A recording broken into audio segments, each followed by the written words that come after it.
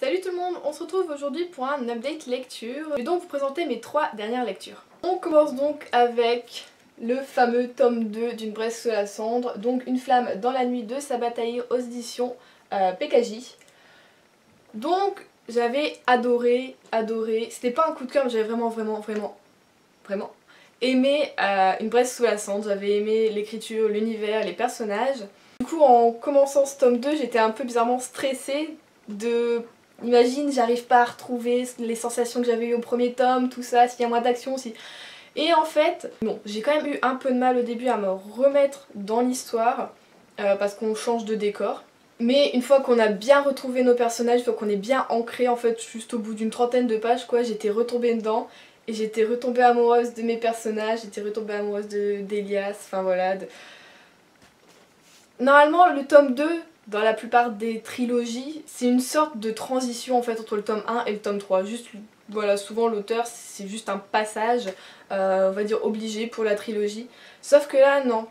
Sabaa Tahir a réussi à faire un tome 2 qui existe, qui sert à quelque chose, qui va réussir à nous toucher et à nous foutre des frissons, à avoir de grosses révélations, des grands moments, de l'action. Enfin voilà, des personnages qui continuent, qui voilà, ça y va, c'est voilà, c'est vraiment une prolongation du tome 1 en fait, tout simplement. Et du coup, en refermant ce tome 2, j'étais hyper contente. Forcément, je voulais lire le tome 3, mais j'étais hyper contente de ce qu'a voulu nous donner l'auteur, et j'étais d'accord avec elle. Donc j'aime toujours autant cette série, j'ai quand même préféré le tome 1, voilà. Mais c'est pas rien ce tome 2, c'est ça que j'aime, et je suis contente que l'auteur ait fait ça, vraiment. Voilà, c'est pas un tome de transition, j'aurais dire alléluia quoi. Parce que souvent, surtout sur les dystopies, il sert un peu à rien, on va dire, le tome 2, et t'as toujours peur de le lire, enfin moi voilà. C'est vraiment ce que j'avais peur, et pas du tout. Et du coup j'ai adoré poursuivre cette aventure avec nos personnages, j'ai adoré retrouver Laia. On est encore plus dans sa tête, dans sa personnalité, elle découvre plein de choses sur elle-même, du coup nous aussi on se dit oh mon dieu, puis on essaye d'échafauder des choses et qui est qui fait quoi, et voilà on se fait des plans comme elle, on est vraiment dans le rôle on va dire un peu du personnage, et j'aime toujours autant pareil être dans la tête d'Elias ou dans celle d'Hélène, même si elle m'a quand même un peu tapé sur le système, hein. J'ai eu envie de la trucider 2 ou 3 fois, mais elle nous montre aussi l'envers du décor, donc quand on est martiaux. Donc, je dis beaucoup de donc, mais voilà, j'ai adoré ce tome 2, c'est pas un tome pour rien, et je suis hyper contente, et voilà, je veux lire la suite, le tome 3, et en même temps j'ai pas envie que cette trilogie se finisse. Enfin voilà, je dois avoir les yeux un peu qui pétillent, mais franchement c'est un très bon deuxième tome, donc même si vous osez pas, faites-le, foncez sur Une Bresse sous la cendre et sur Une flamme dans la nuit, ça vaut vraiment le coup. Ensuite, pour me, on va dire, remonter le moral, voilà, parce que j'ai une période où ça n'allait plus trop, on va dire, j'ai pris ma série chouchou, que voilà, je sais que si je la lis, tout va bien se passer, hein, dans ma vie tout va bien, dans mes lectures tout va bien, je vais aimer. Donc j'ai lu le tome 3 de Lucy Valentine de Heather Weber, donc absolument, chez les éditions J'ai lu. Et voilà, ça a été encore un livre gagnant, tout simplement. Enfin voilà, c'est une série, je sais que je vais aimer à chaque fois. Donc Lucy, par relation évolue avec Sean. Bon, c'est pas trop non plus centré là-dessus, mais c'est vrai que dans ce tome-ci, elle était assez, on va dire, fifille. Comment je pourrais dire? Elle avait beaucoup de doutes sur sa relation, sur son futur. Du coup, elle s'auto-foutait des bâtons dans les roues.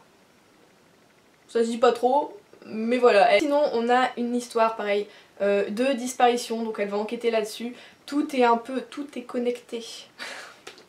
Voilà, et on a un, comment dire, un cow-boy, un mystérieux cow-boy qui sème des billets de vin dans les parcs de Boston. Voilà, donc forcément, on va aussi enquêter là-dessus.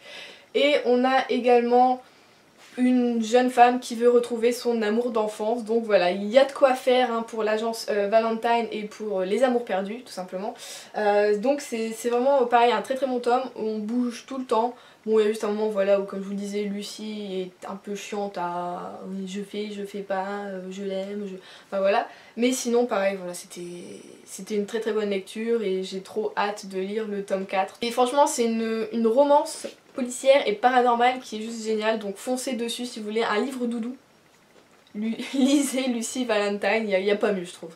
Et pour finir cette update lecture, j'ai lu donc La Brèche de Pauline Perrier aux éditions 5 Sens, qui m'a été envoyée par les éditions et proposée par l'auteur, donc je vous remercie tous. Donc c'est une dystopie. On va suivre Blake Rivers, qui est un garçon qui a la vingtaine, qui travaille dans un supermarché, sauf que dans son pays est militarisé, on va dire. On a la coalition qui dirige ce pays et qui le dirige d'une main de fer, donc les habitants sont pour la plupart pauvres, ils sont tyrannisés par les militaires et les miliciens. Voilà, c'est un pays où règne la dictature et Blake n'est pas forcément d'accord avec tout ça. Il fait lui-même quelques petites infractions pour aider les autres, donc il a bon cœur. Jusqu'au jour où il découvre, ou plutôt La Brèche, c'est une organisation secrète qui cherche à du coup renverser le gouvernement, donc la coalition. J'ai eu un peu de mal au début avec le fait que ce soit écrit à la troisième personne, mais j'ai pas eu l'impression que c'était écrit à la troisième personne comme ce que j'avais l'habitude de lire. Je me sentais pas proche du personnage et j'ai eu des moments bizarres, des moments de doute où par exemple Blake, on nous parle de sa mère et après sa mère se fait appeler Madame Rivers. Et du coup bizarrement j'étais attends mais Madame Rivers c'est qui du coup, c'est sa tante ou c'est ça? Je savais plus et après oui j'ai capté effectivement c'est sa mère, mais on va dire que le narrateur omniscient parle de différentes façons de... Mais il n'y a que sa mère hein, qui est dite comme ça, mais ça m'a perturbée du coup. Sinon ça a été une bonne lecture, j'étais pas à 100% dedans parce que justement on est à la troisième personne donc j'avais du mal à m'attacher au personnage. Et en sortant du livre, je me suis toujours pas attachée au personnage. Sinon, le fond est bon quoi, c'est une bonne dystopie. On a envie quand même voilà, d'avancer avec le groupe en fait, tout simplement parce que Blake est notre personnage principal, mais on parle un peu de tout le monde, donc on a une grande vision de la chose, de la brèche. Donc ça c'est plutôt une bonne chose. Après, forcément, comme c'est un petit livre, il fait 230 pages, ça va très vite. On n'est pas comme dans une trilogie ou quoi, tout se passe très vite, on a quand même de l'action, du coup ça s'enchaîne, ça y va. Donc ça c'est une lecture où on s'ennuie pas, hein, tout simplement. Et ce que j'ai aimé vraiment en fait, c'est voilà, le message qu'a voulu faire passer l'auteur en disant que juste une personne, en se ralliant à un autre groupe, peut changer les choses. Si elle l'avait pas fait, ben peut-être que certaines choses n'auraient pas été possibles, juste cette personne fait que ça rend les choses possibles. Et donc on a un message de l'auteur, hein, donc note au lecteur à la fin, qui est juste génial et qui nous fait forcément bizarrement... moi quand je l'ai fini le livre, j'étais pas forcément d'accord avec tout.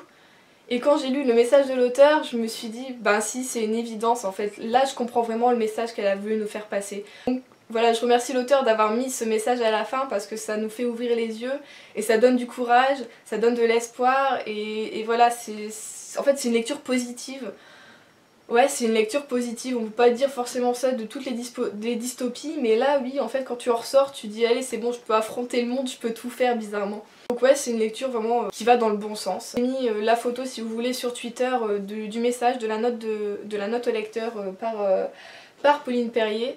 Et donc voilà, je remercie encore l'auteur de m'avoir fait confiance. J'ai passé un bon moment de lecture, même si au début j'ai eu des doutes, et voilà, à la fin tout s'est résolu on va dire pour moi. Vous pouvez lire franchement si vous voulez une dystopie qui change en fait un peu de ce qu'on voit d'habitude, foncez sur La Brèche.